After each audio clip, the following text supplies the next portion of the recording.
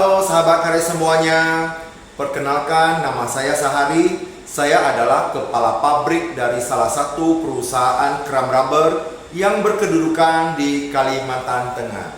Senang sekali dapat berjumpa dengan sahabat karet semuanya dalam dialog tentang dunia sahabat karet.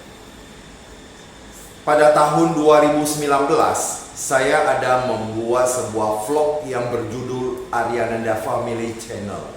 Salah satu kontennya berisi tentang karet.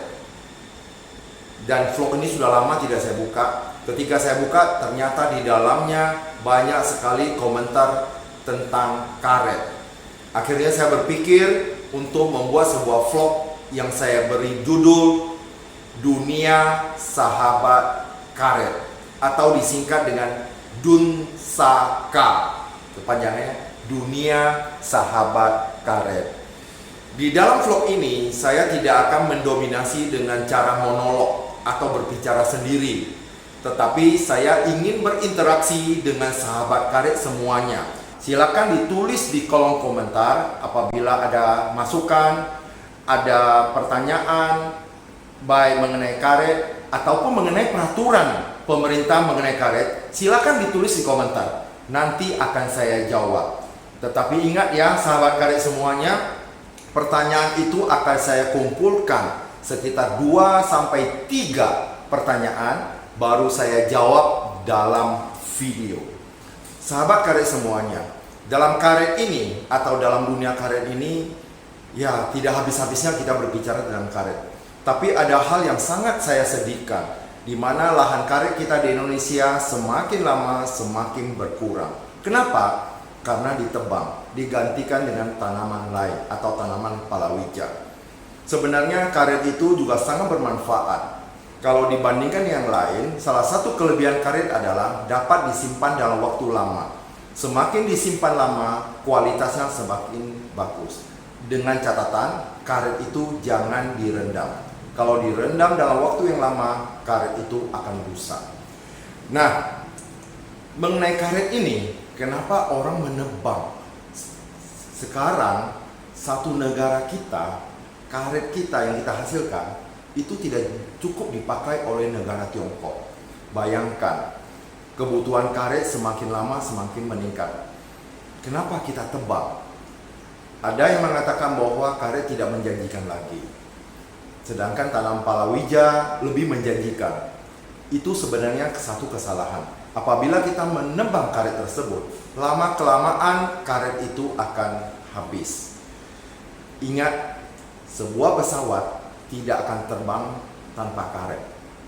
Tanpa sebuah seal yang terbuat dari karet, pesawat itu tidak bisa terbang. Amerika dan Tiongkok tidak akan ingin berperang kalau tidak ada karet. Karena persenjataan dia, mobilnya, atau peralatan persenjataannya tidak akan berfungsi tanpa karet. Tapi ada orang mengatakan, tapi sekarang kan sudah ada karet sintetis. Benar sekali. Tapi ingat, karet sintetis sampai saat ini belum bisa menggantikan kedudukan karet alam. Karet alam masih mendominasi. Tanpa karet alam, karet sintetis tidak berfungsi apa-apa dalam membuat sebuah ban. Itu karet sintetis hanya sebagai campuran, bukan mendominasi sebuah ban tersebut. Untuk itu, kami harapkan kepada sahabat karet semuanya, mari kita menanam karet, supaya industri karet akan selalu berkembang sehingga pendapatan para petani pun semakin meningkat. Tetapi kenapa petani kita masih banyak yang miskin? Ada yang mengatakan gitu, petani kita miskin, harga karet kita menurun. Benar, itu benar. Karena penghasil karet sekarang bukan hanya Indonesia, Thailand, dan Malaysia. Sekarang sudah ada Myanmar, ada Vietnam, bahkan India juga sudah mulai menanam karet sendiri. Afrika juga ada karet. Jadi karet sudah banyak ditanam oleh mancanegara. Bukan hanya dimonopoli oleh 3 negara lagi. Dengan demikian, ya seperti hukum ekonomi, semakin banyak barangnya, harganya akan semakin menurun.